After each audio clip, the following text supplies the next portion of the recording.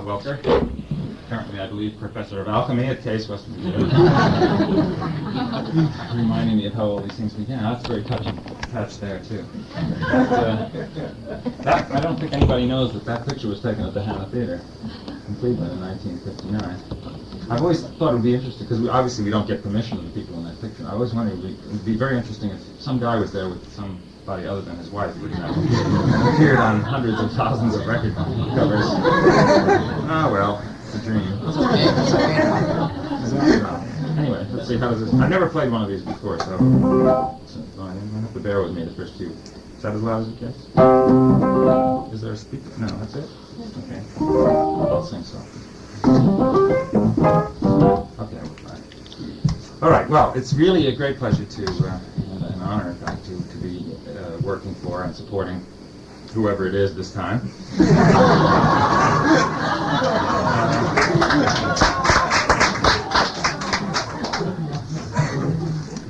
It's only fair to say that, with one exception, no candidate I've ever worked for has won. But maybe some of you are in the same position. I keep meeting people around. The exception, as it happens, was Father Robert Drynell, who ran for Congress in Massachusetts, and is running again this time. I'll tell him when I see him. The fact that the only candidate I ever worked for who actually won was a priest was almost enough to make me revise my views about God. Cooler heads prevailed. Anyway, I'm not going to make a speech. You will be happy to hear. This is part of an arrangement I have with Senator McGovern. In exchange, he has agreed not to sing.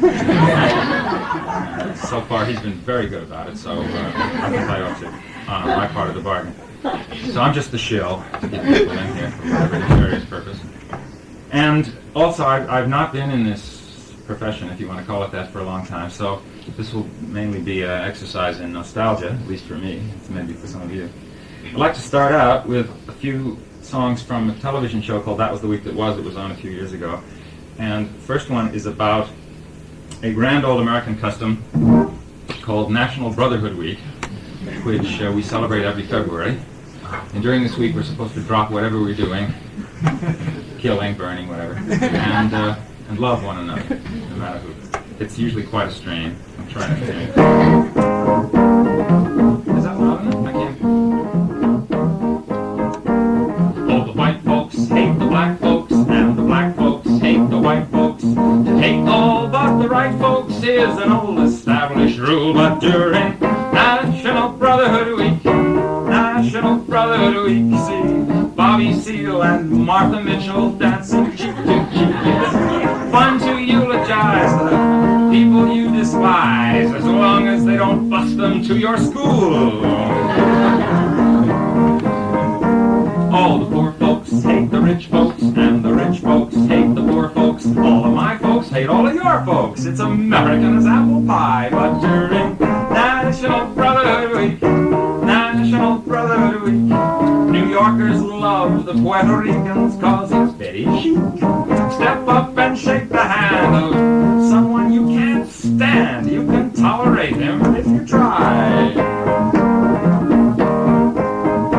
All the Protestants hate the Catholics, and the Catholics hate the Protestants, and the Hindus hate the Muslims, and everybody hates the Jews. But during National Brotherhood Week, National Brotherhood Week, it's national, everyone smile at one another. What do we be?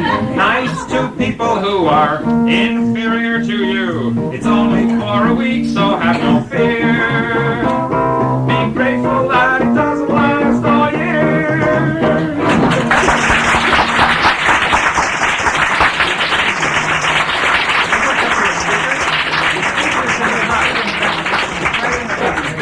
Yeah, that's the loudest it'll get, huh?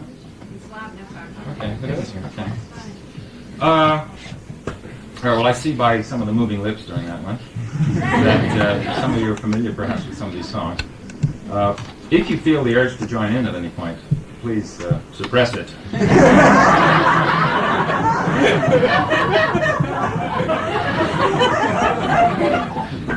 Okay, Here's one. Here's one about that great American scientist, patriot, and humanitarian, Dr. Adolf Werner von Braun.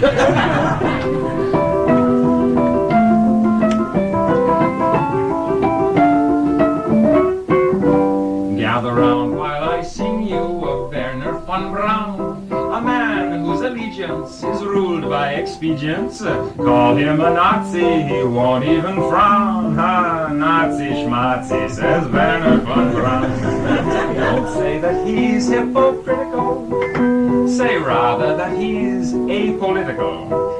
Once the rockets are up, who cares where they come down?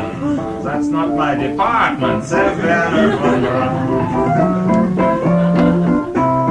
Some have harsh words for this man of renown, but some think our attitude should be one of gratitude, like the widows and cripples in old London town, who owe their large pensions to Werner von Braun.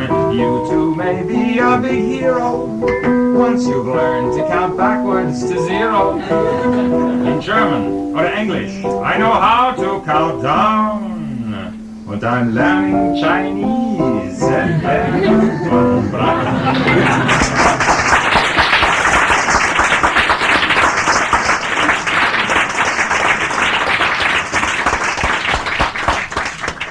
I've been amused over the years at the number of scientists and engineers who have listened to that song and apparently enjoyed it without ever realizing, apparently, that it was also about them.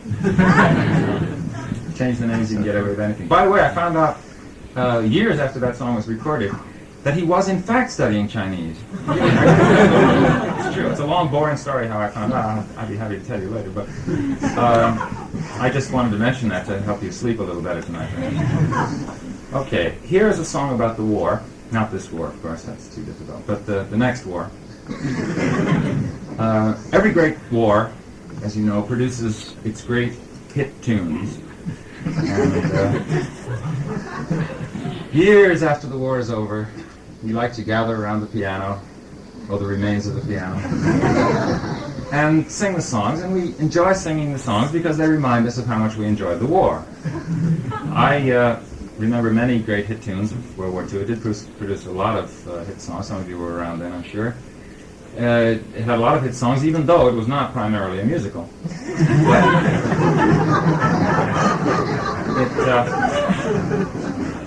It did not run as long as the current war, of course, but it nevertheless had to be considered a hit.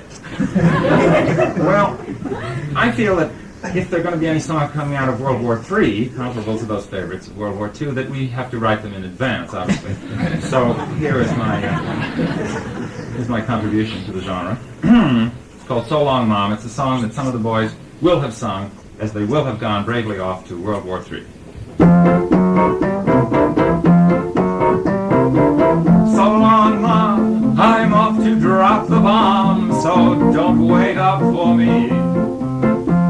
But while you swelter down there in your shelter, you can watch me on your TV. Don't let your brow get wrinkly. Watch Cronkite and watch Brinkley, describing most succinctly the cities we have lost. No need for you to miss a minute of the agonizing Holocaust. Little Johnny Jones, he was a U.S. pilot, and no shrinking violet was he. He was mighty proud when World War III was declared. He wasn't scared, no siree. And this is what he said on his way to Armageddon. So long, Mom, I'm off to drop the bomb, so don't wait up for me.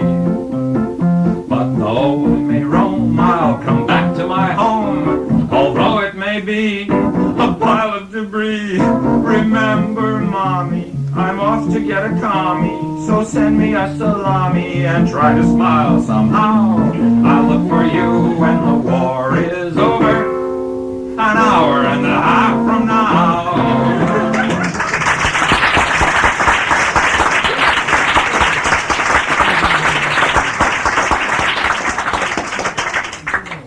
I like to go way back, 1948, it pains me to remember. a song about the Boy Scouts of America, which was a problem at the time. And it's a song after their motto, as Bob already pointed out, called Be Prepared. At that time, as I recall, the Boy Scouts were considered a character-building organization. Nobody bothered to inquire too deeply as to what kind of character they were in fact building. But I gather the image is changing, if at all. Perhaps Women's Lib will be having them sell Boy Scout cookies, I don't know. But at any rate, at that time, I had to be a little careful occasionally about singing this song. Because every now and then somebody would come up to me, some Marine, and speaking in a heavy Neanderthal accent, he would say something like, "You really shouldn't make fun of the Boy Scouts. They're the Marines of tomorrow." And of course he was absolutely right.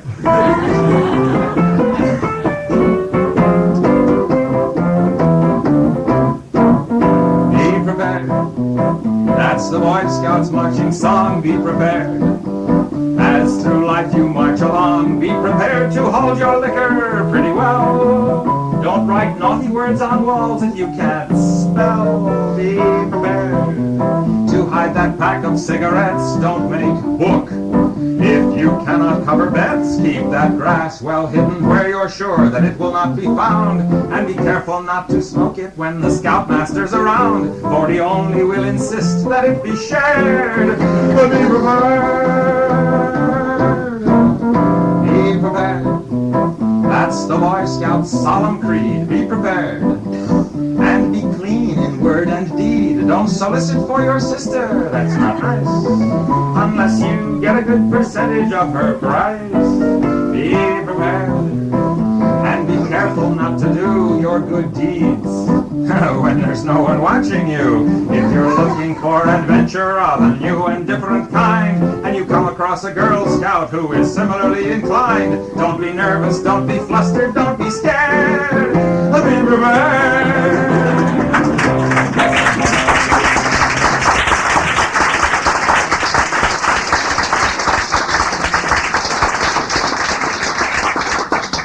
Ah, 1948, as we dip into the rich treasure trove of recorded song. Here's another oldie. This is from the golden sick era of the 50s, with all the sick jokes and the sick songs and so on. This is a little spring song, Bob also referred to.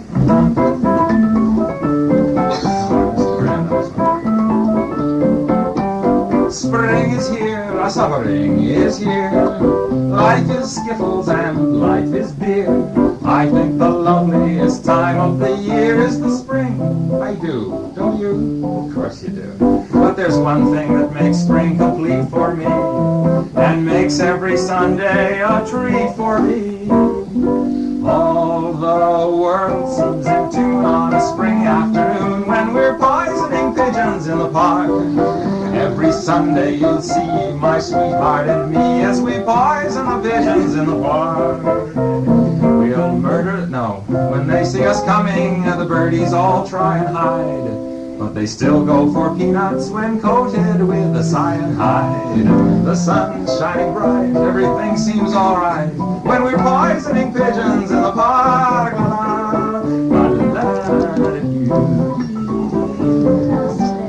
We've gained notoriety and caused much anxiety in the Audubon Society with our games. They call it impiety and lack of propriety and quite a variety of unpleasant names. But it's not against any religion to want to dispose of the pigeons. Sunday you're free, why don't you come with me and we'll poison the pigeons in the park. And maybe we'll do in a squirrel or two while we're poisoning pigeons in the park. We'll murder them all amid laughter and merriment, except for the few we take home to experiment. Our pulse will be quickening with each drop of strychnine we feed to a pigeon. It just takes a pigeon to poison a pigeon in the park.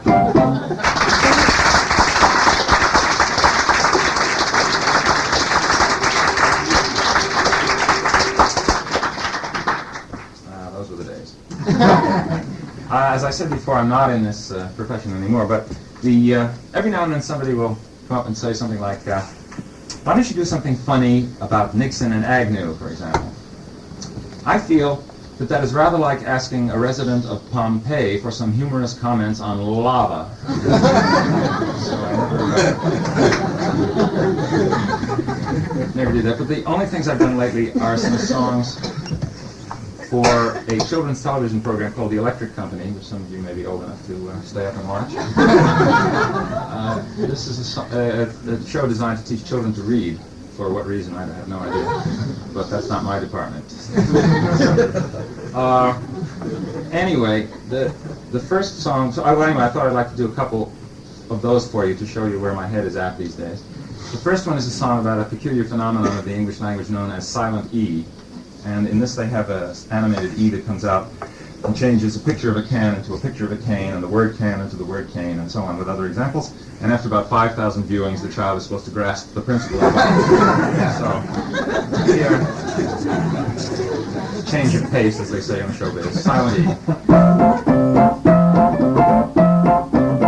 Who can turn a can into a cane? Who can turn a pan into a pane? It's not too hard to see, it's silent E. Who can turn a cup into a cube? Who can turn a tub into a tube? It's elementary for silent E. He took a pin and turned it into a pine. He took a twin and turned him into twine. Who can turn a cap into a cape? Who can turn a tap into a tape?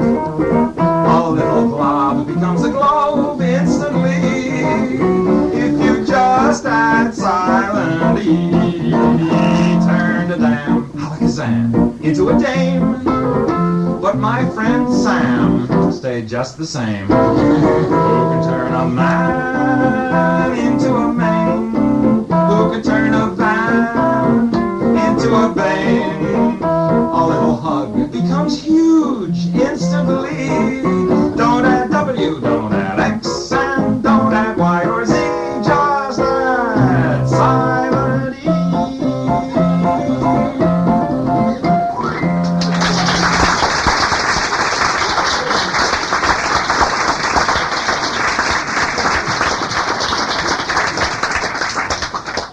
There was an earlier version of that song, which is not suitable for children's television, but which I sent in anyway for the Children's Television Workshop folks. And I thought I would do that since nobody else is ever going to hear it besides them. So, silent E, first version. Silent E, silently, turns a cap into a cape, turns a Jap into a jape, and just last night it turned a simple rap into a rape. I tell you, bud, it turns a dud into a dude. It'll even make crud sound crude. And thanks to silent E, lucky me, I used to hop, but now I hope. I used to slop, now I just slope. And best of all, my pop is now the Pope.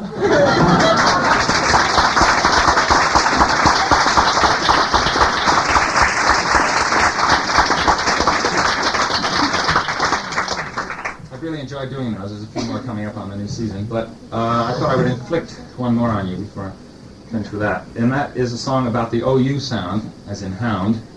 And this one involves an animated dog, the usual anthropomorphic dog you see on Saturday mornings. He comes out on the operatic stage and sings the following, which you may recognize as Caro Nome from Rigoletto.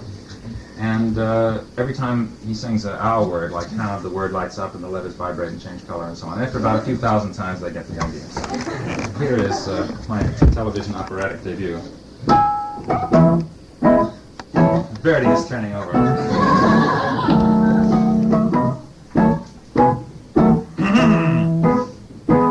I'm a very quiet hound. I don't bark or run around. I just lie here on the ground with my head upon this mound.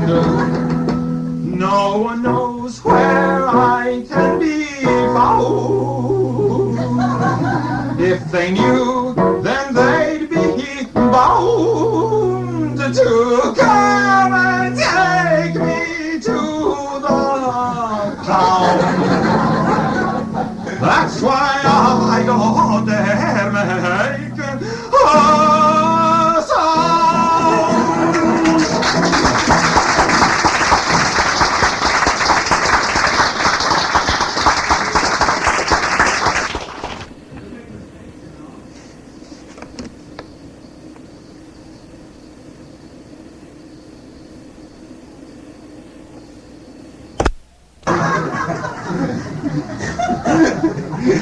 Vivaldi or somebody will come out and sing that, and they'll say, "Hey, they stole that from the electric company." That'll be my quiet triumph.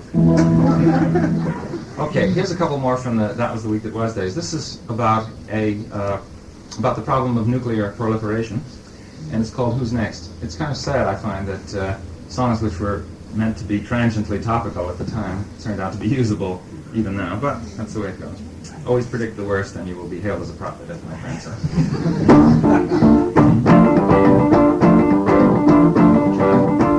First we got the bomb, and that was good, 'cause we love peace and motherhood. Then Russia got the bomb, but that's okay, because the balance of power is maintained that way. Who's next? France got the bomb, but don't you grieve, because they're on our side, I believe. China got the bomb, but have no fears, they can't wipe us out for at least 5 years. Who's next? Japan will have its own device, transistorized at half the price. South Africa wants two, that's right, one for the black and one for the white. Who's next? Egypt's gonna get one too, just to use on you know who. So Israel's getting tense, who wants one in self-defense? The Lord is our shepherd, says the psalm, but just in case, we better get a bomb. Who's next? Luxembourg is next to go, and who knows, maybe Monaco will try to stay serene and calm when Ronald Reagan gets the bomb. Who's next? Who's next? Who's next? Who's next?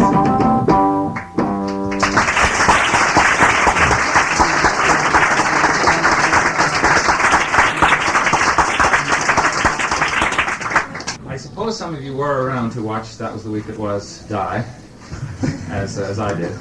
And I think one of the reasons it died, or the principal reason perhaps, was enunciated very clearly by the producer, Leland Hayward, before the program went on the air. He said, "We want this to be a biting, satiric, hard-hitting, no-holds-barred show, but we don't want to offend anybody." I think with that as the major premise, the conclusion was inevitable. But here was a song that went over fine on that program because it offended absolutely no one. Everyone is against pollution. And this is a song about the problem of pollution, which was a very serious problem at the time, which was 1965. And of course, 7 years have gone by, and I assume it's all been taken care of. So this is more of a historical curiosity, as they say at Harvard, an historical curiosity, than a topical song. Pollution.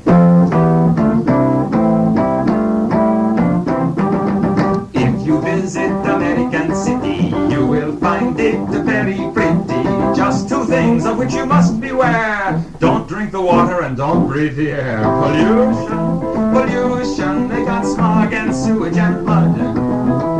Turn on your tap and get hot and cold running crud.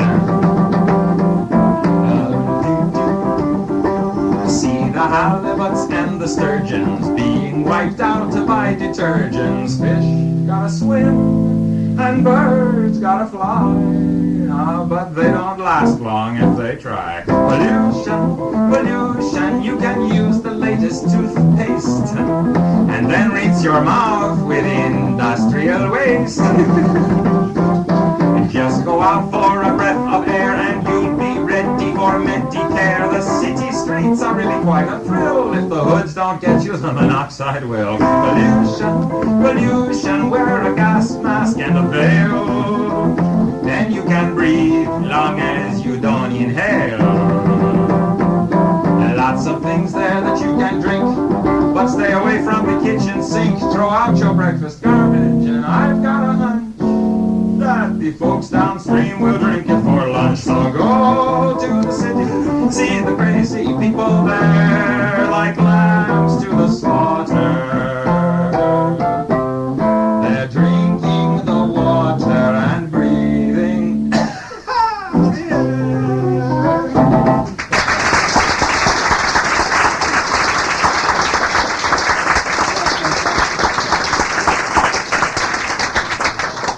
Well, I have one more. See, if this were the real showbiz, I would get up here and go all the way back there, and then, as if recalled by thunderous applause, come back and do it. The planned encore is a hollow tradition of the showbiz, which always escaped me. But since we're all friends, I'll just pretend I did that. So here's a song which I've had a number of requests for, both today and always in the past. It's called The Vatican Rag. It needs no explanation. Deserved no explanation. I would like to say, though, that I don't usually do it at fundraisings, which is why.